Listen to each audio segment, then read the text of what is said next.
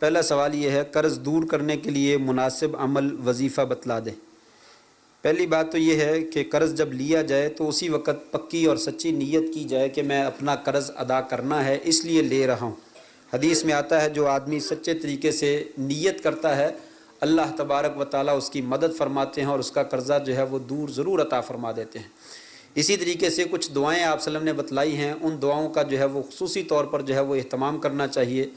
اللہم انی اسألک علما نافعا وعملا متقبلا ورزقا طیبا، یہ دعا ہے۔ اور اسی طریقے سے اللہم اکفنی بحلالک عن حرامک واغننی بفضلک عمن سواک، یہ دعا ہے۔ اللہم انی اعوذ بک من العجز والکسل والجبن والبخل وغلبۃ الدین وقہر الرجال، یہ دعا ہے۔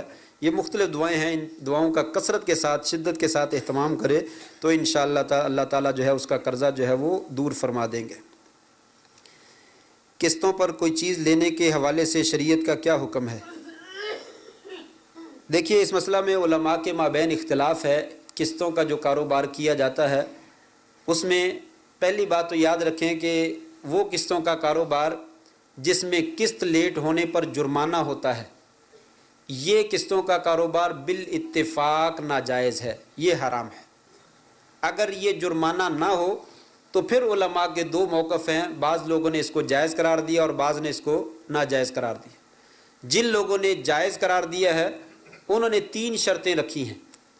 جن لوگوں نے جائز قرار دیا انہوں نے 3 شرطیں رکھی ہیں، اگر 3 شرطیں پائی جائیں تو یہ قسطوں کا کاروبار ان کے نزدیک جائز ہوگا۔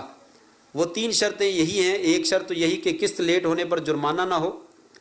دوسری شرط یہ ہے کہ بینک سے یا تاجر سے قرضہ لے کر سامان نہ خریدا جائے، بلکہ جو کمپنی کاروبار کر رہی ہے اس کے پاس سامان موجود ہے اس سے قسطوں کے اوپر سامان لیا جائے۔ بینک بھی یہی کام کرتا ہے نا، مکان لے کر قسطوں پہ دے دیتا ہے، لیکن بینک کے پاس گھر مکان موجود نہیں ہے، اس کے پاس پیسہ موجود ہے، وہ پیسہ دے کر مکان اسی وقت خریدتا ہے اور مکان آپ کو دیتا ہے۔ گویا کہ مکان نہیں دیا، اس نے کیا دیا ہے؟ پیسے دیے، اور پیسے کے اوپر بڑھا کر سود جو ہے وہ وصول کر لیتا ہے قسطوں کی شکل میں۔ تو بینک سے یہ معاملہ نہ کرے، کسی تاجر سے یہ معاملہ نہ کرے۔ یعنی تاجر کے پاس پیسے موجود ہیں، مجھے گاڑی چاہیے تو میں اس کو کہتا ہوں گاڑی لے دو حضرت جی، وہ کہتا ہے ٹھیک ہے، گاڑی 10 لاکھ کی ہے، آپ نے قسطوں میں مجھے 12 لاکھ دینے، تو اس آدمی نے گویا کہ گاڑی نہیں دی، مجھے 10 لاکھ قرضہ دیا ہے اور سود کے ذریعے سے 12 لاکھ مجھ سے وصول کرنا ہے، یہ ناجائز ہے۔ اگر کسی کے پاس گاڑی موجود ہے، وہ گاڑیوں کا کاروبار کرتا ہے، اس سے قسط پر گاڑی لے لی جائے، چاہے کم قیمت پر یا زیادہ قیمت پر، تو یہ جائز ہو جائے گی۔ یہ دوسری شرط ہے کہ بینک سے اور تاجر سے معاملہ نہ کیا جائے، بلکہ جو صاحب دکان چیزیں رکھی ہوئی ہیں ان سے یہ معاملہ کیا جائے۔ تیسری شرط وہ یہ لگاتے ہیں کہ اگر آپ نے قسطوں پہ طے کر لیا تو قسطیں ہی ادا کرنی ہے، دوبارہ نقد سودا نہیں کرنا۔ اگر نقد کر لیا ہے تو نقد ہی کرنا، دوبارہ قسطوں میں نہیں کرنا، یعنی جو سودا ہو گیا اس کو چینج نہیں کرنا ہے۔ اگر یہ تینوں شرطوں کا لحاظ رکھ لیا جائے تو بعض اہل علم کے نزدیک یہ قسطوں کا کاروبار جو ہے وہ درست ہے۔ بہرحال یہ مشکوک چیز ہے، اگر کوئی بچ سکتا ہے تو بچنا چاہیے، اگر کوئی کرنا چاہے تو ان 3 شرطوں کا لحاظ رکھ کے کر لے تو انشاءاللہ اس کے لیے گنجائش جو ہے وہ موجود ہے۔ جو لوگ یہ قسط لیٹ ہونے پر، پیسے زیادہ ہونے پر جو ہے اس کو سود قرار دیتے ہیں، قسطوں کے اوپر پیسے جو زیادہ ہوتے ہیں اس کو سود قرار دیتے ہیں، یہ سود نہیں بنتا۔ سود ہوتا ہے پیسے کے اوپر پیسہ بڑھانا، جنس کے اوپر جنس بڑھانی۔ یہ یاد رکھیے، یہ بڑا اصول ہے سود کا۔ سود ہر چیز میں نہیں ہے، سود کی کچھ جنسیں ہیں، ان میں سے ایک جنس پیسہ بھی ہے۔ 100 روپے کے عوض 110 روپے لینا کیا ہے؟ یہ سود ہے۔ اس میں مدت ہو مدت نہ ہو، شریعت کہتی ہے یہ سود ہے۔ آپ 100 روپیہ ابھی دیں اور 110 روپے ابھی لے لیں، یہ 10 روپے زائد کیا ہیں؟ سود ہے۔ اس میں درمیان مہینے کی مدت ڈالنا، یہ تب بھی سود ہے۔ جنس کے اوپر جنس بڑھا کر لینا یہ سود ہوتا ہے۔ چیز کے اوپر پیسے لے لیں، چیز کے اوپر، یہ سود نہیں ہے۔ یہ مائک ہے نا، مائک ایک دکان سے 100 روپے کا ملتا ہے، دوسری دکان سے یہی مائک 150 روپے کا ملتا ہے، تیسری سے 200 روپے کا ملتا ہے، تو یہ سود ہے؟ یہ تو ہر ایک کا اپنا اپنا بیچنے کا انداز۔ وہی آدمی کہتا ہے مجھ سے ادھار لے لو، میں 200 کا دیتا ہوں، نقد مل رہا ہے 100 کا، میں ادھار 200 کا دیتا ہوں، تو اس نے چیز کے اوپر پیسے بڑھائے ہیں، پیسے کے اوپر پیسے نہیں بڑھائے۔ تو چیز کے اوپر پیسے بڑھانے میں سود نہیں ہوتا. اس لیے یہاں پہ غلط فہمی ہوتی ہے. جو لوگ اس کو سود کہتے ہیں وہ یہ کہتے ہیں کہ مدت بڑھا دی تو آپ نے پیسے بڑھا دیے تو سود ہو گیا. نہیں، ایسا نہیں ہے. مدت کے اوپر پیسے بڑھائے جائیں اور جنس بھی ساتھ میں ایک ہو. جب جنس ایک ہو اور وہ سود والی جنس ہو تو پھر سود ہوتا ہے، وگرنہ سود نہیں ہوتا. سونے کا سونے سے تبادلہ کرنا، ایک طرف 1 کلو سونا اور ایک طرف 1.5 کلو سونا، وہ کہتا میرا سونا اچھا ہے لہٰذا میں کلو دوں گا، میرا سونا ردی ہے میں 1.5 کلو دوں گا، تو یہ درست نہیں ہے. شریعت کہتی ردی ہے اچھا ہے، سونے کا سونے سے تبادلہ کرنا تو برابر برابر. جیسے ہی تھوڑا سا اضافہ کرو گے سود پیدا ہو جائے. تو یہ سود کی کچھ جنسیں ہیں، ہر جنس میں سود نہیں ہوتا. لہٰذا چیز کے اوپر جتنے مرضی پیسے بڑھا لیے جائیں شریعت اس سے منع نہیں کرتی. مناسب بڑھائے جائیں اچھی بات ہے، زیادہ بڑھانا اچھی بات نہیں ہے، لیکن شریعت اس سے منع نہیں کرتی ہے. تو بہرحال میں نے دونوں رائے ذکر کر دی ہیں. کچھ علماء اس کو جائز کہتے ہیں، کچھ ناجائز کہتے ہیں. جنہوں نے جائز کہا انہوں نے 3 شرطیں رکھی ہیں، ان 3 شرطوں کی شکل میں جائز ہے، اس کے علاوہ ان کے نزدیک بھی جائز نہیں ہے. اگر بیوی فوت ہو جائے تو کیا بیوی غیر محرم ہو جاتی ہے؟ کیا بیوی کو غسل نہیں دے سکتا یعنی اس کا شوہر؟ جی ہاں، یہ لوگوں نے مسئلہ بنا رکھا ہے کہ جب انسان فوت ہو جاتا ہے یا بیوی فوت ہو جاتی ہے تو شوہر اس کا شوہر نہیں رہتا، وہ اس کا غیر محرم بن جاتا ہے. یہ صحیح نہیں ہے. کس نے کہا؟ کیوں نہیں وہ شوہر رہتا؟ کس نے کہا ہے فوت ہونے سے طلاق ہو جاتی ہے؟ اگر طلاق ہو گئی تو کیا وہ شوہر اس کی جائیداد کا وارث نہیں ہوگا؟ وارث ہے، اس کے بچوں کا وارث ہے، اس کی جائیداد کا وارث ہے، اس کے کفن دفن کا وارث ہے، اس کے تمام چیزوں کا وارث. لہٰذا یہ رشتہ ختم نہیں ہوتا ہے، مرنے سے ختم نہیں ہوگا. اور قیامت کے دن اگر یہ دونوں مسلمان ہیں تو جنت میں بھی اللہ کے فضل سے میاں بیوی کی حیثیت سے دونوں جائیں گے. اگر رشتہ ختم ہوگا تو ایک جائے گا دوسرا نہیں جائے گا، قیامت کے دن یہ بیوی کسی اور کو مل جائے گی.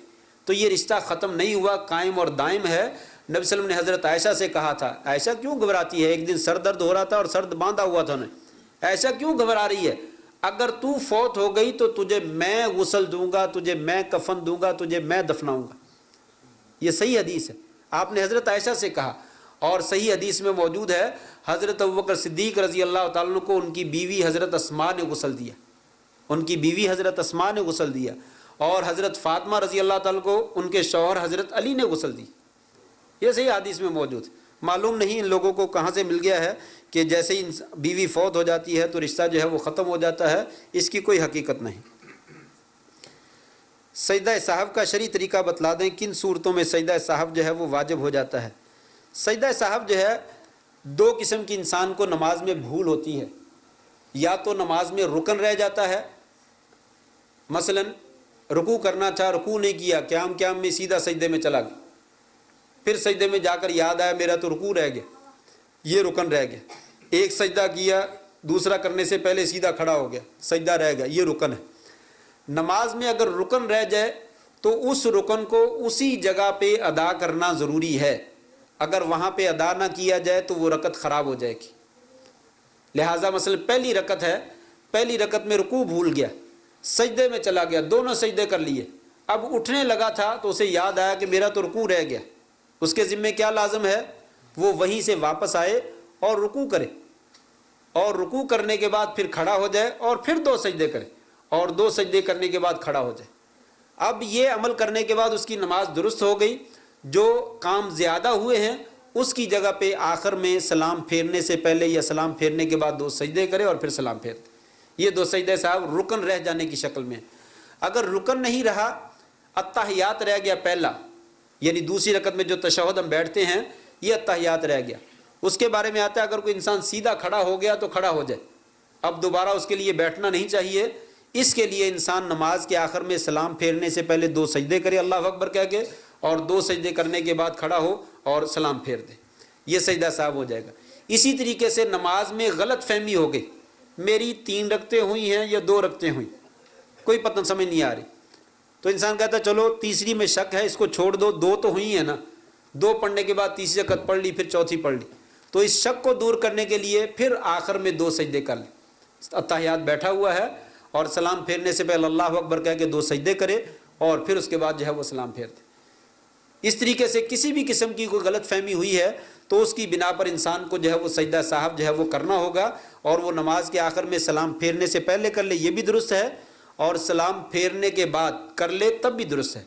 سلام دونوں طرف پھیر دیا پھر اللہ اکبر کہے اور سجدہ کرے, پھر اٹھ جائے پھر اللہ اکبر کہے, سجدہ کرے, 2 سجدے کرنے کے بعد پھر دوبارہ سلام پھیر دے. یہ دونوں طریقے سجدہ صاحب کرنے کے درست ہیں, صرف افضلیت میں اختلاف ہے کہ پہلے سجدہ کرنا افضل ہے یا کہ سلام کے بعد اب کرنا افضل ہے. اس کی بہت زیادہ لمبی ڈیٹیل ہے, اس کی ضرورت نہیں ہے. مقصد یہ ہے کہ دونوں طرح جیسے بھی انسان سجدہ صاحب کر لے انشاءاللہ سجدہ صاحب اس کا درست مان لیا جائے گا. بچے کا عقیقہ کس دن کرنا چاہیے, 7ویں دن, 14ویں دن یا 21ویں دن؟ اگر کسی کے پاس گنجائش نہ ہو تو کیا کرنا چاہیے؟ 7ویں دن عقیقہ کیا جاتا ہے. بچے کا عقیقہ جو ہے وہ تذبح عنہ یوم سابعہ, حدیث میں آتا ہے 7ویں دن جو ہے وہ جانور ذبح کیا جاتا ہے. 7ویں دن کے بعد عقیقہ نہیں ہوتا صاحب حیثیت کے لیے. جو صاحب حیثیت ہے وہ جان بوجھ کر 7ویں دن سے لیٹ نہ کرے. اصل عقیقہ 7ویں دن ہی ہے. ہاں جو آدمی غریب آدمی ہے, معذور ہے, اس کے پاس ہمت ہی نہیں, وہ کیا کرے؟ وہ نہ کرے, وہ جب ہمت ہو اسی وقت کر دے, اللہ تعالیٰ اسی وقت قبول کر لے گا. جب ہمت ہو پہلی فرصت میں کر دے, اس وقت ادا ہو جائے گا. لیکن اصل عقیقہ جو ہے وہ 7ویں دن ہے. جان بوجھ کر اس کو ایک دن لیٹ کرنا بھی جو ہے وہ درست نہیں ہے. 14ویں دن یا 21ویں دن کرنا جو ہے یہ سنت سے ثابت نہیں ہے.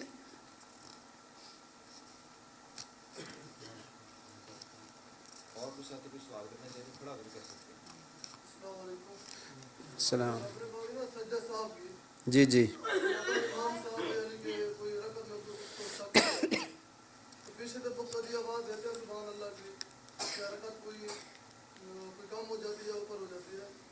لیکن پیچھے سے آواز دے دیتا مقتدی, امام صاحب کھڑا ہو جاتا ہے یا بیٹھ جاتا ہے, تو امام صاحب کو شک کیا, لیکن پیچھے مقتدی کو شک نہیں ہے کہ پوری ہو گئی.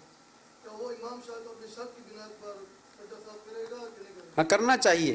جب وہ کھڑا ہو گیا ہے تو اس کا شک جو تھا وہ غلط تھا, کھڑا نہیں ہوا, یعنی کھڑا ہونے لگا تھا, بیٹھ گیا. اسی وقت اگر معمولی سا ہلا ہے تو انشاءاللہ کوئی حرج نہیں, بے شک نہ کرے. لیکن اگر زیادہ ہو گیا ہے, زیادہ عمل کر لیا اور اس کو بہت زیادہ یقین تھا کہ رکعت میری ایک رہتی ہے, لیکن وہ کھڑا ہو گیا اور پیچھے سے سبحان اللہ کہا گیا, پھر وہ بیٹھا ہے, تو سجدہ صاحب کر لے تاکہ جو غلط فہمی ہے اس کا بھی ازالہ ہو جائے. یعنی معمولی سا ہوا ہے تو سجدہ صاحب چھوڑ دے, کوئی حرج نہیں. لیکن اگر زیادہ عمل ہو گیا ہے تو اس میں سجدہ صاحب جو ہے وہ کر لینا چاہیے تاکہ اشکال ختم ہو جائے. السلام علیکم. سوال یہ ہے کہ ایک بھائی ہیں, ان کے والد صاحب نے دوسری شادی کی اور ان کی جو دوسری والدہ ہیں ان کے بچے جو ہیں ان کے ساتھ پہلے جو بیوی ہے ان کے بیٹے کا دوسری بیٹی سے نکاح ہو سکتا ہے؟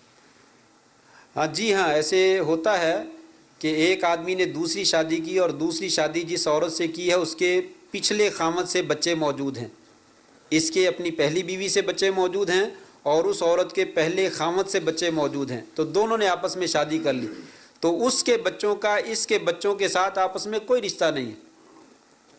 یہ شوہر اور وہ بیوی تو بن گئے, دونوں میاں بیوی بن گئے ہیں, لیکن اس عورت کے بچوں کا اس شوہر کے بچوں کے ساتھ کوئی رشتہ نہیں, دونوں آپس میں کچھ نہیں لگتے. ٹھیک ہے, وہ ایک رشتہ قائم ہونے کی وجہ سے اس کے بچے اس کے شوہر کو والد کہتے ہیں اور اس کے بچے اس عورت کو جو ہے وہ ماں کہہ لیتے ہیں, لیکن حقیقت میں نہ ان بچوں کا ان بچوں کے ساتھ کوئی رشتہ نہیں. چلو میاں بیوی کے ساتھ تو رشتہ قائم ہو گیا, وہ ماں بن گئی, لیکن بچوں کے ساتھ کوئی رشتہ نہیں. تو لہٰذا یہ بچے آپس میں اگر شادی کرنا چاہیں تو کر سکتے ہیں. شوہر کا بیٹا ہے اور عورت کی بیٹی ہے تو یہ دونوں شادی کر سکتے ہیں. اس کے الٹ بھی ہو, شوہر کا بیوی کا جو ہے وہ بیٹا ہے اور شوہر کی بیٹی ہے, دونوں آپس میں شادی کرنا چاہیں تو کر سکتے ہیں, انشاءاللہ کوئی قباحت نہیں, اس میں جائز ہے. نہیں, 7ویں دن ہی کرنا چاہیے. نام وغیرہ پہلے رکھ سکتا ہے, پہلے دن, دوسرے دن, تیسرے دن, 7ویں دن نام رکھنا ہو تو کوئی حرج نہیں, لیکن عقیقہ جو ہے وہ 7ویں دن ہی کرنا چاہیے. 7ویں دن ہی سنت ہے, یہی اصل ہے. السلام علیکم. کچھ لوگ شادی سے پہلے ایک دن پہلے عقیقہ کرتے ہیں کہ شادی کا کھانا بھی ہو جائے گا ساتھ. ولیمہ پہلے کرتے ہیں,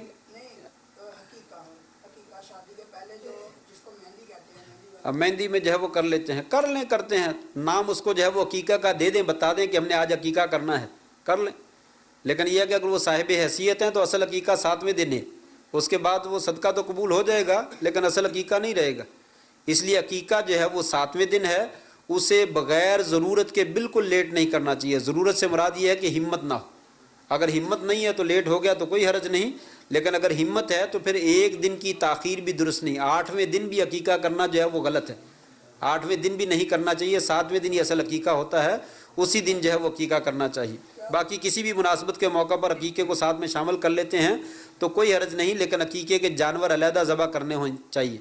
बेटा है तो 2 जानवर और बेटी है तो 1 जानवर जो है वो ज़बह करना चाहिए स्पेशल अकीके के नाम पे। क्या वो शादी के बाद भी अकीका हो सकता है या पहले बस शादी? मैंने बतलाया 7वें दिन असल बच्चे के पैदा होने के 7वें दिन है। अगर नहीं हुआ तो अब जब मौका मिला कर दे, अब जब मौका मिला कर दे, 40 साल की उम्र में, 50 साल की उम्र में, 60 साल, जब मौका मिला उस वक्त कर दे, लेकिन असल हकीका 7वें दिन है, उसका शादी के साथ कोई तल्लक नहीं है। वालेकुम सलाम। एक बंदा उसने अपनी बीवी को 3 तलाकें दी, तो उसके बाद उसका दोबारा उसके साथ निकाह करना ठीक है या गलत है? 3 तलाक़ें अगर तो अलहदा अलहदा दी हैं, अलहदा अलहदा 3 तलाक़ें हो गई हैं 3 मुख्तलिफ औकात में, तो वो उसकी बीवी नहीं रही और वो उसका शौहर नहीं रहा और वो दोनों आपस में किसी सूरत में शादी नहीं कर सकते। दोबारा सुलह का कोई चांस नहीं, सिर्फ एक चांस होता है कि वो औरत ख़ुद ब खुद आगे किसी जगह पे शादी करे और इत्तेफाक ऐसा हो जाए कि उनकी भी अनबन हो जाए और वो दूसरा शौहर या तो फौत हो जाए या उसको तलाक दे दे। अब ये पहले शौहर के साथ दोबारा शादी कर सकती है अगर वो शादी इस नीयत से नहीं की गई, शादी बसने के लिए की गई है, रहने के लिए की गई, लेकिन इत्तेफाक से नहीं बन सकी तो तलाक हो गई है, तो वो औरत जो है वो पहले शौहर से दोबारा शादी कर सकती है। जज़ाकुमुल्लाह खैर। बारक दुआ फरमा दीजिए, कुछ साथियों ने दुआ के लिए कहा है।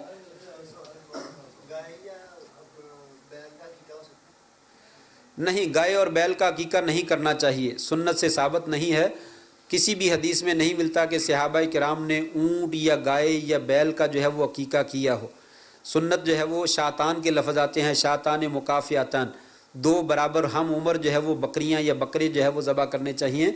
तो 2 जाने ही मुराद हैं, गाय या 7 हिस्से या ऊँट के 7 हिस्से जो है वो मुराद नहीं हैं। जो लोग ऐसा करते हैं वो दुरुस्त नहीं करते हैं। तो लिहाजा ज़्यादा से ज़्यादा अगर हम कहें कि चलो गुंजाइश है तो उसको चाहिए 2 गाय करे, बच्चे की जानब से 2 गाय करे या 2 ऊँट करे और लड़की की तरफ से 1 गाय या 1 ऊँट करे, ज़्यादा से ज़्यादा अगर गुंजाइश निकालें। तो असल यही है कि अकीके में छोटा जानवर जो है वो ज़बह किया जाता है, बड़ा नहीं किया जाता।